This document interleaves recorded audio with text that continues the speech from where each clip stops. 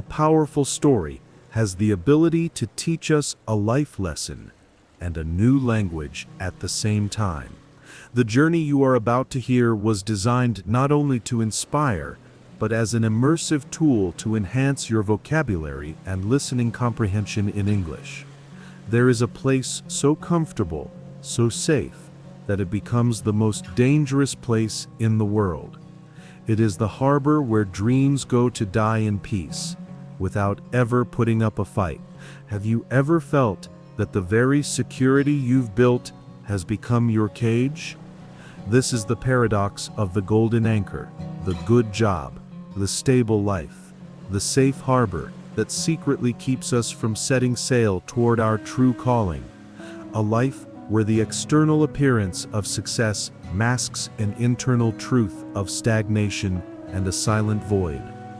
Today, we will tell the story of James, a man who lived in the perfect safe harbor and who needed to find the courage to cut his own moorings to face the unknown ocean that called to him.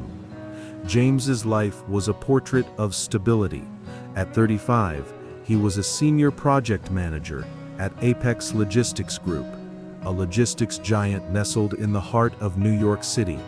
His salary was enviable, his benefits covered everything imaginable, and his office, on the 15th floor, boasted a panoramic view of the city that most people only dream about. Every day, he would dock his car in his reserved spot, ride the same elevator, and perform his job with a competence that bordered on automatic perfection. But James's true life, the undiscovered land across the ocean, was in his small workshop in the garage. It was a world of textures and scents, where the smell of wood being cut was his only true breath of fresh air. There, surrounded by tools he knew by name, he was not a manager, he was a creator. He spent his nights designing furniture, studying perfect joints, and bringing to life unique pieces that seemed to have a soul. It was in that haven of sawdust and silence that James felt, undeniably, alive. This safe harbor, however, had an invisible chain. The tasks at the office were challenging enough not to be boring, but repetitive enough not to require passion. Promotions came every 2 years, almost like clockwork, tying him even more securely to that shore. The truth is, his job was the golden anchor that held him to the seabed of complacency.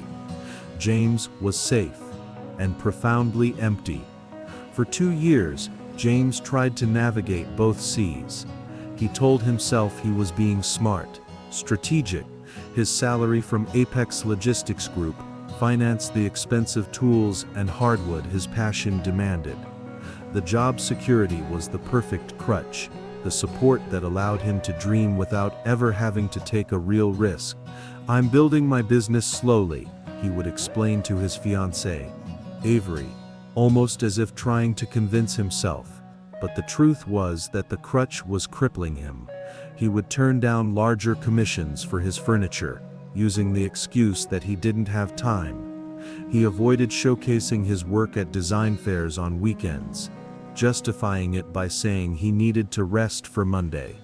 The uncomfortable truth was that the fear of failing at woodworking was completely neutralized by the certainty of success at the office. His dream was never forced to stand on its own, and therefore, it never truly grew. It was a rowboat he only used for trips around the bay, a hobby for sunny days. And on the horizon, always visible, was the ocean liner of security, the ship from Apex Logistics Group, ready to rescue him at the slightest sign of a storm. With such a guaranteed escape route, he never rowed with all his strength, never ventured into open water. He was safe, floating, but he wasn't sailing anywhere. The turning point came in the form of an offer, a golden ultimatum. He received an offer to be the director of an entire division, a 40% raise in salary, bonuses, company stock. It was the invitation to the captain's cabin on the ship he secretly hated. Everyone congratulated him. They saw it as the pinnacle of success, the reward for years of dedication. James, however, saw it as the final seal on his sentence to a lukewarm life. That night, he didn't go to his workshop. He sat in the dining room, in silence, looking at a chair he had built. The lines were perfect. The wood seemed alive under the light, a silent witness to his true self. Avery, his fiancée, sat beside him, sensing the weight of his quietness. "They offered me the directorship," he said in a low voice. "And what are you going to do?"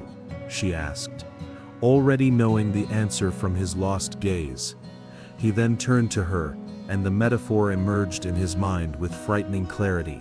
"I need to burn the boat," he replied. "If I accept, or even if I just stay, I'll always have this way back. This security that keeps me from rowing with all my strength. Plan B is killing Plan A." The following Monday, James walked into his boss's office, thanked him for the directorship offer, and resigned. The feeling that washed over him as he left that building for the last time was not relief or joy. It was pure terror. He had just taken a flamethrower to his safe harbor. Outside, the city noise seemed louder, the air colder, the world more vast and indifferent. There was nowhere to go back to. The next 6 months were the hardest of his life. His savings began to dwindle at an alarming rate.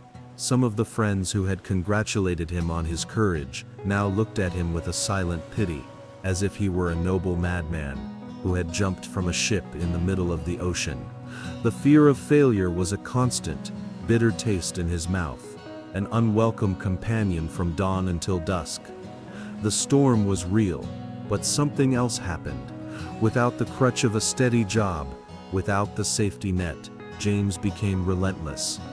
He no longer woke up out of obligation, but with a fierce purpose to make his day count. He started visiting architects, exhibiting at small design fairs, and building an online portfolio with obsessive care. Every no he received hurt, but every yes, no matter how small, was a victory he felt in his bones. A kind of validation that his salary from Apex Logistics Group had never bought. His big break came from a small cafe in the East Village, the Flourished Spoon, which needed all new furniture. It was an exhausting job, demanding every drop of his energy and creativity.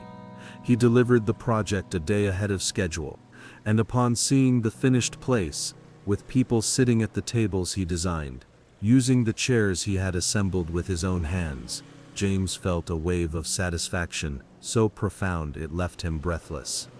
He wasn't rich yet. In fact, he was barely paying the bills. But as he closed the door to his workshop that night, exhausted and covered in sawdust, he smiled. There was no longer a safe harbor to return to. And for the first time in his life, he felt he was exactly where he was supposed to be, on solid ground, building his own shelter. James's journey leads us to look inward and ask the hard questions. What is the golden anchor in your life? The stable salary, the predictable career, the comfortable relationship that secretly hinders your growth? What boat do you need to burn to finally be able to row with all your strength toward your own ocean? If this story about burning the boats to find yourself resonated with you, share your thoughts in the comments. Leave a like and share the video, so this message can find others who might need a push to set sail. And don't forget to subscribe for more stories that help you learn English. Until next time, be brave, trust your journey, and build your own solid ground.